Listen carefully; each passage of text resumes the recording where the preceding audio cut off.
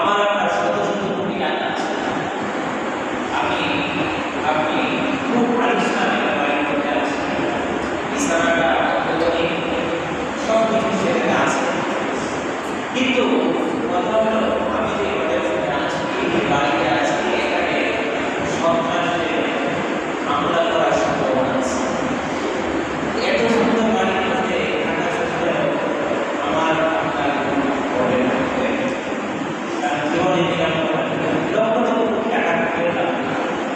অথবা সন্ত্রাসী আক্রমণ যদি বাদে আমার বাড়ির এরিয়ার মধ্যে কিছুদিন আগে একটা সামনে আমরা শুনেছি রাস্তায় বাইরা নিরাপত্তা হলো মানুষের জীবনে অত্যন্ত খুব জরুরি একটা বিষয়। আমি আপনি নিরাপদে আছি, পর্দা থাকতে পারে, মাথার খোলার জায়গা রাখতে পারে, রেল লাইনে শুয়ে থাকতে পারে। এই মানুষটা যদি অনুভব করে আমি নিরাপদ, তাহলে ওই রেল লাইনের ক্ষেত্রে প্ল্যাটফর্মের মধ্যে তার সে অনুভব করে আমি নিরাপদ। বলে নিরাপদ এমন জিনিস পেটের মধ্যে আহার খেতে লাগে না, আলিশান বাড়ি লাগে না, শুধু নিরাপদ অনুভব করতে পারলে দুনিয়া যে জায়গাটাতে আমি থাকি না কেন সেই জায়গাটায় আমার মনে সুখের আল্লাহ নবী সাল্লাল্লাহু আলাইহি ওয়াসাল্লামের একটা হাদিস, এটি বিশেষ করে 346 নম্বর হাদিস। আল্লাহ নবী সাল্লাল্লাহু আলাইহি ওয়াসাল্লাম বলেন, মান আসমাআ মিনকুম আমিনান ফি সিররিহি। তিনটা দিনের কথা বলছেন, তোমাদের মধ্যে যারা এখন আছে, যারা সকাল করলো নিরাপদ,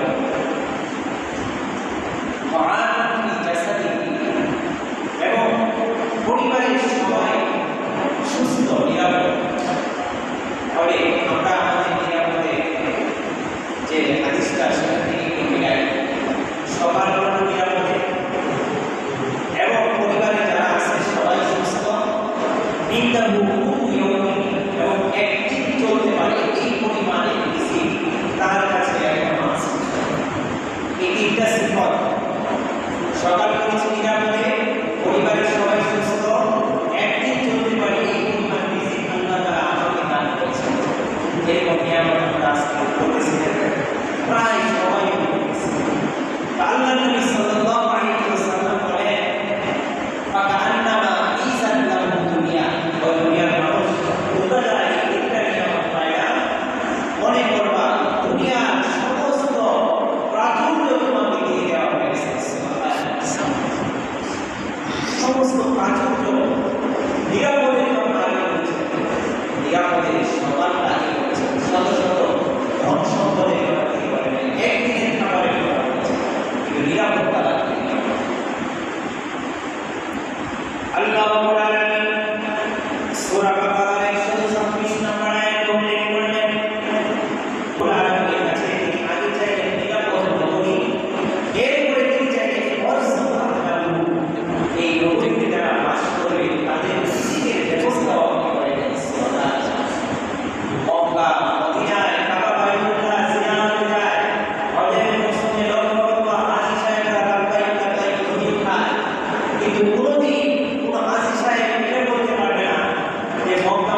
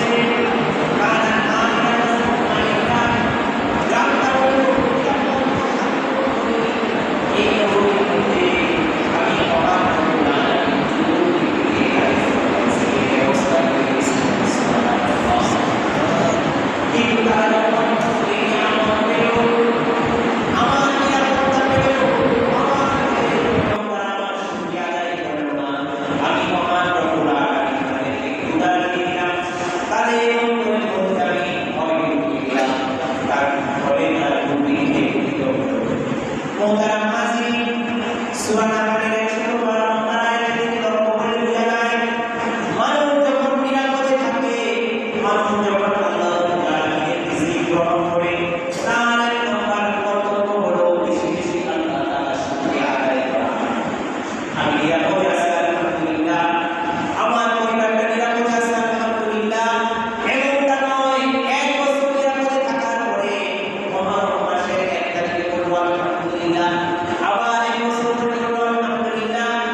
এরকম নয়, আল্লাহ নবী শিখালেন প্রতিনিয়ত সকালে যারা নিরাপদ করা, তোমরা নিয়ামতটা ভোগ করলা, মনে রাখবা সারা দুনিয়ার সমস্ত নিয়ামত তোমার কাছে বর্তমান করে তাদেরকে নিরাপদ দান করেছেন, তাদেরকে ক্ষুধার সময় রিজিক দিয়েছেন।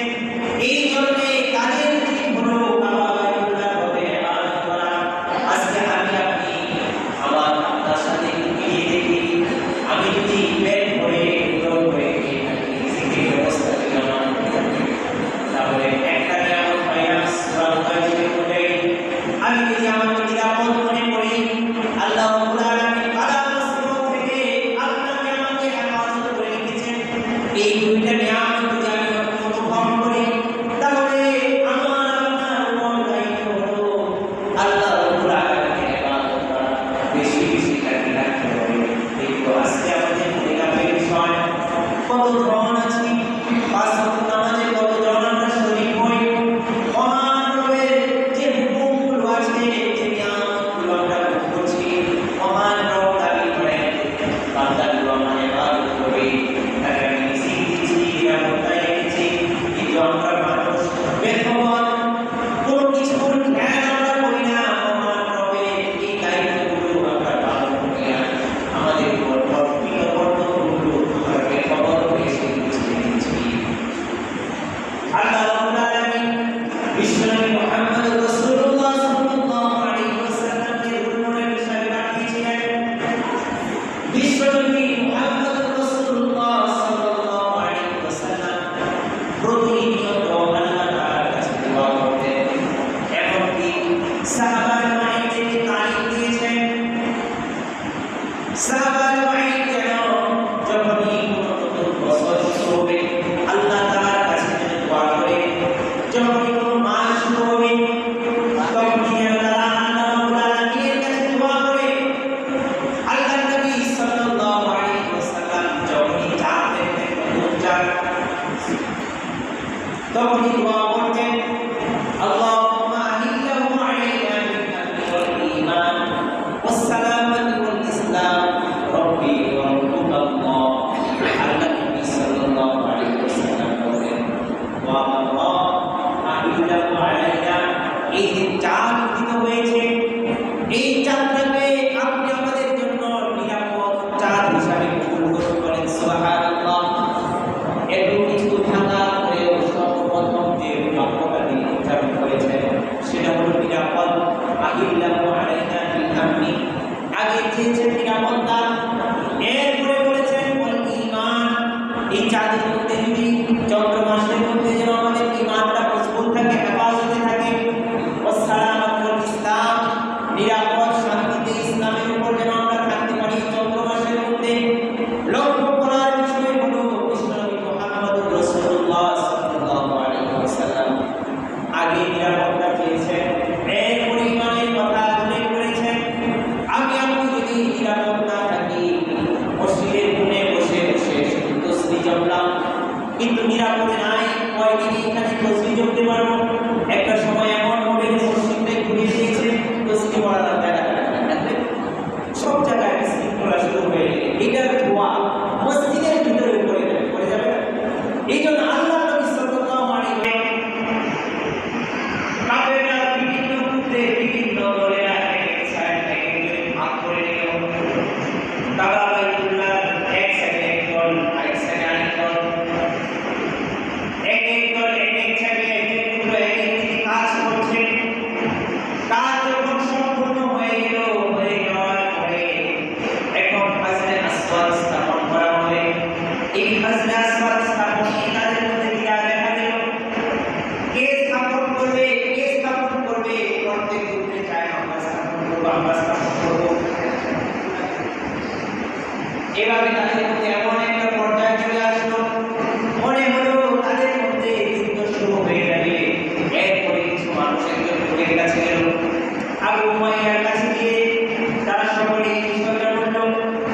নবী কুরাইশের যে নেতা ছিলেন আবু উমাইয়ার কাছে যখন সবকিছু বলা হলো, আবু উমাইয়া সবকিছু ভেবে চিন্তে একটা সিদ্ধান্ত নিলেন। তিনি বললেন, আগামীকালকে সকালে যে কাবাবাইতুল্লাহর মধ্যে সর্বপ্রথম প্রবেশ করবে সেই ব্যক্তি এই হাজরে আসওয়াদ স্থাপনের ব্যাপারে তোমাদেরকে নির্দেশ দিবেন। খুব সুন্দর কথা। কাবাবাইতুল্লাহর মধ্যে আগামীকালকে সকালে যিনি প্রবেশ করবে সেই ব্যক্তি আল্লাহ সবাই এমন জায়গায় রাসূলুল্লাহ সম্পর্কে গালি গাইল, কিয়ামত হয়ে গেলে এই সম্পর্কটা কাটবে না। কিয়ামতের পরে কোরআন সাক্ষী হবে, দলিল হবে, ওই যত থাকবে কোরআনটা আমাদের যতদিন যত জায়গায় কোরআন থাকবে সর্বদাই এই মসজিদে দিন রয়েছে আছে। সুতরাং ইসলাম সম্পর্কে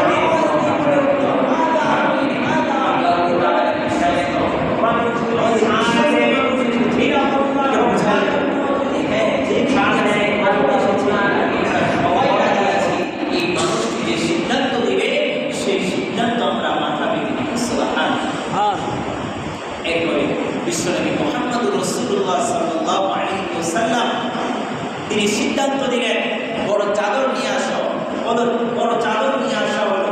সেখানে বিশ্বনবী মুহাম্মদুর রাসূলুল্লাহ সাল্লাল্লাহু আলাইহি ওয়াসাল্লাম নিজ হাতে পাথরটাকে চাদরের উপর রাখলেন। এরপরে মক্কার মধ্যে যত পুত্র এই কাজে অংশগ্রহণ করেছে প্রত্যেকেই বললেন, তোমরা এক একটা সাইড দিয়ে চাদরটা তোমরা ধরো। সবাই চাদরটা ধরলো, হাজরে আসওয়াদ যেখানে স্থাপন করা হবে সেই জায়গায় নেওয়া হলো। নেওয়ার পরে চাদরটা রাখলেন, রাখার পরে বিশ্বনবী মুহাম্মদুর রাসূলুল্লাহ সাল্লাল্লাহু আলাইহি ওয়াসাল্লাম নিজ হাতে এই হাজরে আসওয়াদকে স্বস্থানে তিনি স্থাপন করলেন। সুবহানাল্লাহ। তাহলে নিরাপদ যেন মানুষের মধ্যে হানাহানি, মানুষের মাঝে যেন কাটাকাটি, যুদ্ধ, রক্তপাত না ছড়িয়ে পড়ে, এই জন্যে বিশ্বনবী মুহাম্মদুর রাসূলুল্লাহ এমন এক দৃষ্টান্ত স্থাপন করলেন, এমন নজির উপস্থাপন করলেন, সকলেই তার সিদ্ধান্ত মাথা পেতে দিতে দ্বিমতকে পোষণ করল। আজকে আমি আপনি সমাজের মধ্যে বিশৃঙ্খলা, উত্তেজনা, অনেক কিছু দেখতে পাই। দেখার পরে আমাদের একটা অভ্যাস হয়ে গিয়েছে, যেখানে বিশৃঙ্খলা উপস্থিত হব, শুনব, যাওয়ার আগে একটা পক্ষপাতিত্ব আমরা শুরু করে দিই। অমুক পক্ষে আমি চলে গেলাম, আরেকজন অমুক পক্ষে চলে গেল। না, এটা আপনার আমার জন্য শোভা পায় না। একজন মুসলিমের জন্য এটা কখনোই উচিত নয়। সে আপনার কাছের হতে পারে, তার বলে তার পক্ষ আপনার নিতে হবে না, বরং আপনার চেষ্টা করতে হবে তাদের মাঝে যে ঝগড়াটা হয়েছে, তাদের মধ্যে যে কলহ সৃষ্টি হয়েছে, এই কলহটা কিভাবে শেষ করা যায়, ভ্রাতৃত্ব বন্ধনটাকে কিভাবে আগের মতো বা তার চাইতে আরো ভালোভাবে জড়িয়ে দেওয়া যায়, এই চেষ্টা আমাদের করতে হবে। কিন্তু আমরা এটা না করে আগুনের মধ্যে ঘি ঢালার অবস্থা, কিভাবে আরেকটু ঝগড়াটা বাঁধিয়ে দেওয়া যায়, কিভাবে আরো বিশৃঙ্খলা আগুন আরো জ্বালিয়ে দেওয়া যায়, এই চেষ্টায় আমরা আছি। কিন্তু আল্লাহ সেখানের না, বিশৃঙ্খলা নয়, এমনভাবে তুমি তোমার কার্য পরিচালনা করো, তোমার কথায় যদি সমস্ত মানুষ মেনে নেয়, এমন তৃপ্তিময় বুদ্ধি তুমি উপস্থাপন করে সমাধান করো এবং আল্লাহর কাছে তুমি সাহায্য চাও, অবশ্যই তোমাকে আল্লাহ তাআলা সাহায্য করবেন এবং তোমার কথা সবাই মানতে বাধ্য হয়ে যাবে। আমাদের মনের মধ্যে থাকে উল্টা। আল্লাহ তাআলা আমাদেরকে এই ব্যাপারগুলো থেকে হেফাজত করুন। আমিন।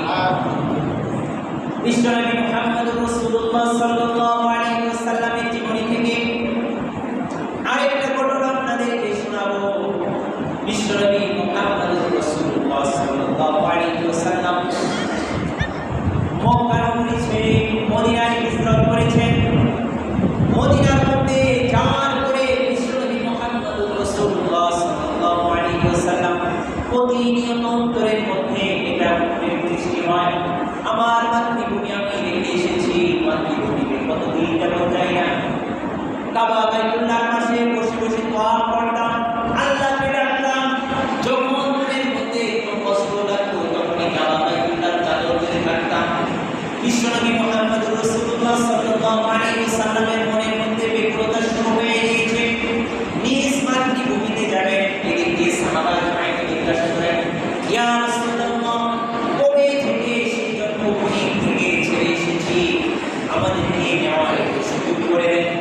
যাওয়ার একটা তরিকা বের করে দেন। বিশ্বনবী মুহাম্মদুর রাসূলুল্লাহ সাল্লাল্লাহু আলাইহি ওয়াসাল্লাম স্বপ্নে দেখলেন কাবা বাইতুল্লাহ তিনি তওয়াফ করছেন। সাহাবাদেরকে নির্দেশ দিলেন, আমার সাহাবারা চলো আমরা কাবা বাইতুল্লাহ তওয়াফ করতে যাব, উমরা করব। অবশ্যই জানতেন, কিন্তু আসলে আল্লাহর নবী গায়েব জানেন না, বরং আল্লাহর নবীকে যেটুকু আল্লাহ জানান সেটুকুই তিনি জানেন। তারা বায়াত গ্রহণ করলো। এরপরে মক্কা কাফেরদের কাছে পৌঁছে গেল সংবাদটা যে মক্কা থেকে যারা এসেছে সবাই এটা শপথ বাক্য পাঠ করেছে, উসমানের রক্তের বদলা না নিয়ে তারা মদিনায় ফিরে যাবে না। মক্কার কাফেররা চিন্তা করলো এই বদর যুদ্ধের মধ্যে 313 জনের সামনে যে আমরা অপদস্থ, অপমানিত, লাঞ্ছিত হয়েছি, আজকে 1000 উপস্থিত হয়েছে, আজকে তো অবস্থা অন্যরকম হয়ে গেল।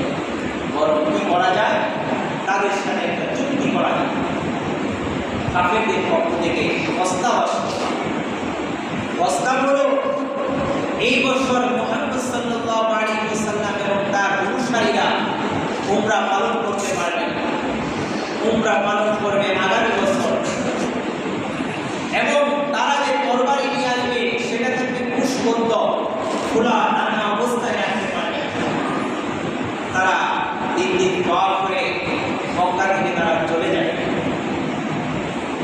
এই কথাগুলো এই জন্যই বলতেছিলাম, এই চুক্তি, লিখিত চুক্তির মধ্যে লেখা ছিল মুহাম্মদুর রাসূলুল্লাহ সাল্লাল্লাহু আলাইহি ওয়াসাল্লাম, মুহাম্মদ শব্দের পরে রাসূলুল্লাহ শব্দ লেখা ছিল এবং কাফেরদের লিডারদের নাম লেখা ছিল।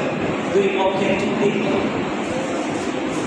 মক্কার কাফেরেরা বলে যদি মুহাম্মদকে আল্লাহর রাসূল হিসেবে মেনে নিতাম তাহলে কোনো সমস্যাই ছিল না, বরং তোমরা যে মুহাম্মদ এরপরে লিখিস রাসূলুল্লাহ এই শব্দটা তাদের কাটতে হবে, না হয় আমরা চুক্তি রাখব না, বরং তোমাদের লিখতে হবে মুহাম্মদ ইবনে আব্দুল্লাহ, আব্দুল্লাহর ছেলে মুহাম্মদ। এই কথাটা তোমরা লিখো।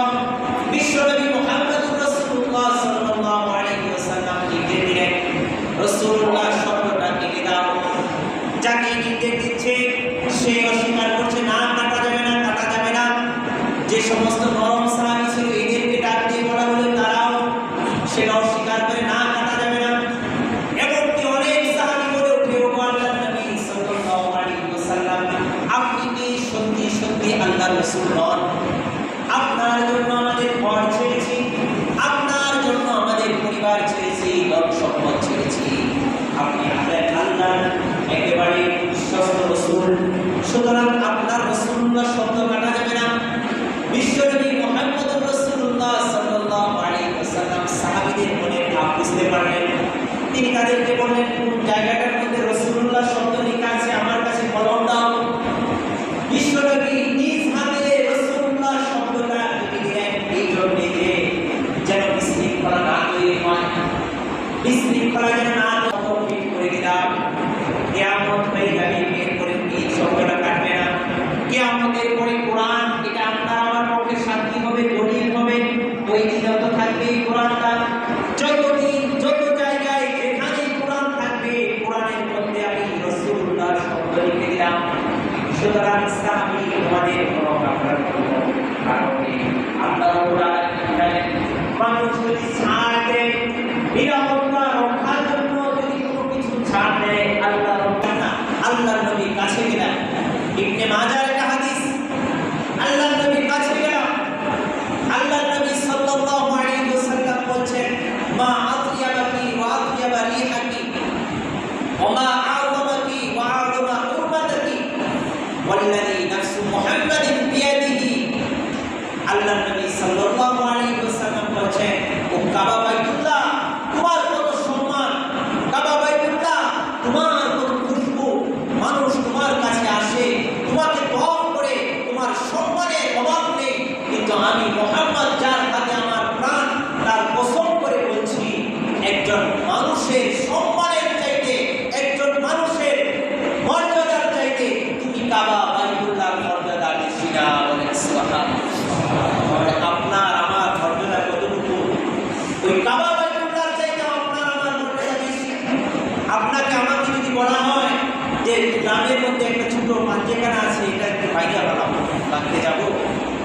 অন্য একটা বড় মসজিদের কথা যদি বলা হয়, আস্তাগফিরুল্লাহ, কখনোই তো এটা কল্পনাই করা যায় না। আমরা তো মসজিদের দিকে থুতু কখনো নিক্ষেপ করি না, মসজিদে থুতু তো আমরা কখনো ফেলার চেষ্টা করি না, বাইরে দৌড়ায় যাই।